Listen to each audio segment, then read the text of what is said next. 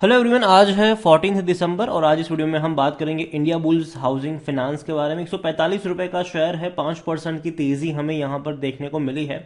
अभी अगर हम देख ले तो बैंकिंग शेयर और इवन फाइनेंस शेयर में भी काफी अच्छी खासी तेजी देखने को मिल रही है। तो इंडिया बुल्स भी यहाँ से पीछे पीछे कैसे रह जाता, तो यहाँ पर भी तेजी देखने को मिल चुकी है। और वीडियो में हम डिस्कस भी करेंगे कि यहाँ पर मौके बन भी रहे हैं कि नहीं, या दोबारा ट्रैप बन सकता है। वीडियो को शुरू करूँ उससे पहले अगर आपने अभी तक चैनल को सब्सक्राइब नहीं किया है तो प्लीज़ अभी इसे सब्सक्राइब कर लीजिए, क्योंकि आगे भी बहुत सारे वीडियोस हैं जो आपको काफ़ी ज़्यादा हेल्प करेंगे। तो इंडिया बुल्स हाउसिंग फाइनेंस 145 का शेयर, 5% की तेजी। लेकिन अगर देखा जाए तो आज ये तेजी और ज़्यादा बड़ी थी। शेयर 150 रुपए से भी ऊपर चला गया था, ये 150 रुपए से भी ऊपर गया था, लेकिन बाद में क्या हुआ, टूट कर ये 145 से भी नीचे आ गया यहाँ पर। तो देखा जाए तो जो तेजी आई थी उसको ये मेंटेन नहीं कर पाए, बल्कि नीचे की तरफ गिरावट जरूर देखने को मिली। एक महीने में देखोगे तो 9% का ग्रोथ जरूर है। 123 रुपए से एक झटके में तेजी आ गई, 145 के आसपास पहुंच गया, उसके बाद थोड़ी बहुत भी गिरावट आई, आज दोबारा से इसने तेजी दिखा ली है। एक साल में अगर हम देखेंगे तब तो भाई साहब चीजें उतनी अच्छी नहीं है। 45% की गिरावट है, शेयर 265 रुपए से टूटा था, 100 रुपए के नीचे गया भी था, दोबारा तेजी आ गई। और जब ये 100 रुपए के नीचे इवन उसके आसपास भी था, मैंने कहा था कि 90 रुपए का एक स्ट्रांग सपोर्ट नजर आता है, वहां से कोविड के वक्त में भी तेजी देखने को मिली थी, शायद इस बार भी देखने को मिल सकती है। लेकिन हाँ, जो भी मौका होगा वो स्विंग ट्रेडिंग का होगा, लॉन्ग टर्म का कतई नहीं होगा। तो लॉन्ग टर्म की खरीदारी अगर कर रहे हो तो मत करना। नीचे के लेवल पर स्विंग ट्रेडिंग के ही मौके बनेंगे, ऊपर के लेवल पर भागकर निकलने वाले मौके बनेंगे। और अभी जिस तरीके से ये बढ़ रहा है, मुझे नहीं लगता है कि लॉन्ग टर्म के मौके में, मानता हूं कि ये शॉर्ट टर्म के मौके शायद बन रहे हैं। मतलब अभी जो मौका है वो सिर्फ और सिर्फ प्रॉफिट बुकिंग के मौके बनेंगे। अगर यहां से थोड़ा सा भी ये ऊपर गया तो प्रॉफिट बुकिंग के ही मौके बनेंगे, बल्कि एंट्री के मौके नहीं बन रहे हैं। इंडिया बुल्स हाउसिंग फाइनेंस 5 साल में अगर आप देखो तब हालत और ज्यादा खराब है। 1,400 रुपए के आसपास था, लगातार टूटा है। और इससे पहले जैसे कि मैंने कहा कि कोविड के वक्त भी 90 रुपए तक गया था, बाउंस बैक दिखा दिया था। इस बार भी जब 90 रुपए तक गया था, डेफिनेटली वहां पर बाउंस बैक के मौके थे, क्योंकि एक सपोर्ट था इनिशियली। दोबारा तेजी यहां पर देखने को मिली जरूर, लेकिन ये तेजी मुझे लगता है कि टेम्पररी है, इस पर थोड़ा सा भरोसा अभी के लिए नहीं किया जा सकता।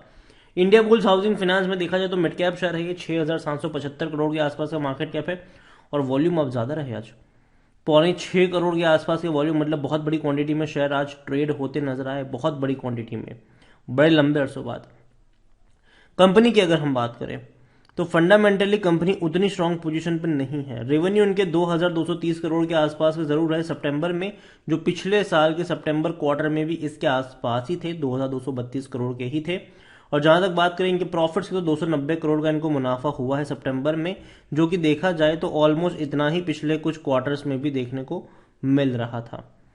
अगर हम बात करने जाए तो हाँ, प्रमोटर के पास 9.59% की होल्डिंग है, 24.04 एफआईएल्स के पास है, 2.27 म्यूचुअल फंड्स के पास है। इंश्योरेंस की अगर हम आगे बात करेंगे, होल्डिंग के बारे में पूरी डिटेल में हम आगे बात करेंगे। लेकिन एलआईसी के पास भी 8.80% की होल्डिंग देखने को मिल रही है। इंडिया बुल्स हाउसिंग फाइनेंस अगर नजर करे कंपनी के ऊपर तो according to Moneycontrol user 26% लोग कह रहे हैं कि बेचो, बाकी हर कोई कह रहा है खरीदो, खरीदारी करी है तो बने रहो। इतना ही नहीं, कंपनी के डिविडेंड पर अगर हम नजर करते हैं तो इस साल इसने डिविडेंड भी पे नहीं किया है। ये वो कंपनी थी जो साल में 30 से 40 रुपए तक का डिविडेंड पे करती थी एक वक्त में, लेकिन 2020 में डिविडेंड घट के 6 रुपए का हुआ, 21 में 9 रुपए का हुआ और 22 में अभी तक पे नहीं किया है। तो कंपनी जो अब तक, मतलब 2019 तक भारी भरकम डिविडेंड पे करती थी, आज उसने कुछ भी पे नहीं किया है इस साल। और रेवेन्यू अगर आप देखो तो लगातार टूट रहे हैं, कम हो रहे हैं। 17,000 करोड़ के रेवेन्यू 9,000 करोड़ पर आ चुके हैं। और अभी भी क्वार्टरली जो एवरेज है वो 2,200 करोड़ के आसपास ही है, जो कि देखा जाए तो इतनी ही रहेंगी, कोई उतना बड़ा ग्रोथ आप एक्सपेक्ट नहीं कर सकते हैं। प्रॉफिट की अगर हम बात करें तो प्रॉफिट में भी डिक्लाइन आया है, 4,000 करोड़ का प्रॉफिट 1,200 करोड़ पर आ चुका है। और अभी भी इनका अगर हम प्रॉफिट देखते हैं क्वार्टरली तो 300 करोड़ से कम है, जो कि इसकी एवरेज से भी कम, मतलब इतना ही रहेगा या कम रहेगा, ज्यादा रहने के चांसेस काफी कम है 2022 के मुकाबले। इंडिया बुल्स हाउसिंग फाइनेंस खरीदारी करने का सही मौका ही कहना है टिकर टैप का, मेरा नहीं। 5.25 का पी है, सेक्टर पी 23 का है। देखने में सस्ता जरूर लग रहा है, लेकिन जैसे कि मैंने पहले ही कहा कि इस रेंज के आसपास जाने के बाद कहीं ना कहीं थोड़े से हाथ पैर ठंडे होते जरूर हैं इसके, और यहां से रिस्क ज्यादा है, रिवॉर्ड कम है। India bulls housing finance dividend अच्छा पे कर रहा है, ये अब तक इस साल तो पे नहीं किया है, तो मेरे हिसाब से ये भी थोड़ा सा, मुझे नहीं लगता कि कोई पे करेगा इस साल डिविडेंड यहाँ पर। और लॉन्ग टर्म में पैसा बना है, बैंक एफडी से भी अच्छा पैसा बना है। अगर हम 5 साल का ग्राफ देखें तब तो कतई नहीं बना है, लेकिन अगर मैक्सिमम ग्राफ देखें तो शायद अगर हम प्रीवियस से देखेंगे तो भी यहाँ पर मुझे लगता नहीं कि पैसा यहाँ पर बना है। क्योंकि मैक्सिमम अगर मैं ग्राफ भी देखता हूं तो जब शुरू भी हुआ था 2013 में तो भी 250 रुपए के आसपास शेयर प्राइस था। बड़ी रफ्तार देखी, उसके बाद बड़ी गिरावट हमने यहां पर देखी है, और काफी बड़ी गिरावट है ये। इंडिया बुल्स हाउसिंग फाइनेंस, अगर हम नजर करें इस कंपनी पर, खास करके इनकी शेयर होल्डिंग पैटर्न पर, तो यहां पर 9.59% की होल्डिंग प्रमोटर के पास तो है ही, और प्रमोटर ने अपनी होल्डिंग को लगातार बेचा है। और जब प्रमोटर ने बहुत सारी होल्डिंग एक ही झटके में बेची थी तब कहा था कि ब्लैक रॉक जैसा बड़ा ग्रुप खरीद रहा है। तो अगेन मैं कह दूं, एफआईएस की होल्डिंग आज 24% की है, जो पहले 29% थी, इवन उससे पहले 33% थी। तो देखा जाए तो भैया एफआईएस की होल्डिंग भी लगातार घटती जा रही है, और प्रमोटर तो एक झटके में ही निकले थे यहां से।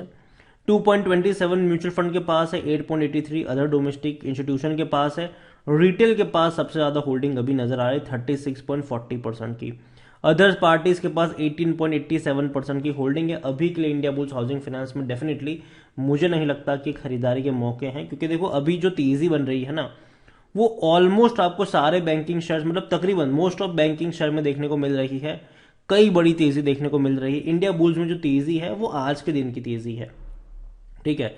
एक महीने में 9% तक भागा है, लेकिन कई सारे बैंकिंग शेयर 30, 35, 40% तक दौड़ चुके हैं। इवन कई सारे फाइनेंस शेयर में भी हमें अच्छी खासी तेजी देखने को मिली जरूर है। तो उसमें इंडिया बुल्स ने भी तेजी दिखा दी, लेकिन इसका मतलब ये नहीं है कि खरीदारी के मौके यहां पर बन रहे हैं, और यही वजह है कि इंडिया बुल्स अभी मेरी बाइंग लिस्ट की कैटेगरी में नहीं है। रीजन ये है कि मेरे पास अभी काफी सारे ऑप्शन है, ठीक है। बैंकिंग सेक्टर के अच्छे अच्छे ऑप्शंस है, और इवन फाइनेंस में, एनबीएफसी में भी अगर हम देखें तो कई अच्छी और बेहतरीन कंपनियां जो लॉन्ग टर्म के लिए अच्छी साबित हो सकती है। तो लोगों को पैसा वहां डालना चाहिए, ना कि इंडिया बुल्स में, जहां पर रिस्क बहुत ज्यादा है, रिवॉर्ड के चांसेस कम है, और इनका फंडामेंटल अगर हम देखें कंपनी का रेवेन्यू पर्सपेक्टिव से या फिर प्रॉफिट पर्सपेक्टिव से, तो वो इंप्रूव नहीं हो रहा है। तो जब तक वो इंप्रूव नहीं होता है, मेरे हिसाब से यहां पर थोड़ा सा दूरी बनाए रखनी चाहिए, एकदम से जल्दबाजी नहीं करनी चाहिए। बाकी मर्जी आपकी है। एक और फाइनेंस का कम स्टॉक है एल&टी फाइनेंस होल्डिंग, 93 रुपीज का शेयर है ये, और पिछले एक महीने में यहां पर भी 12% का ग्रोथ है। और अगर आप चाहते हैं कि मैं एल&टी फाइनेंस के ऊपर एक डिटेल वीडियो लेकर आऊं तो कमेंट में एल&टी फाइनेंस जरूर लिखेगा। जितनी ज्यादा कमेंट आएगी उतना जल्दी वीडियो आएगा। वीडियो को यहीं पे एंड करूंगा। पसंद आया हो तो लाइक करो, शेयर करें। चैनल वगैरह पहली बार है तो प्लीज सब्सक्राइब करें, और इंडिया बुल्स हाउसिंग फाइनेंस के बारे में आप क्या सोचते हैं वो भी आप मुझे कमेंट में लिखकर बता सकते हैं। Thank you.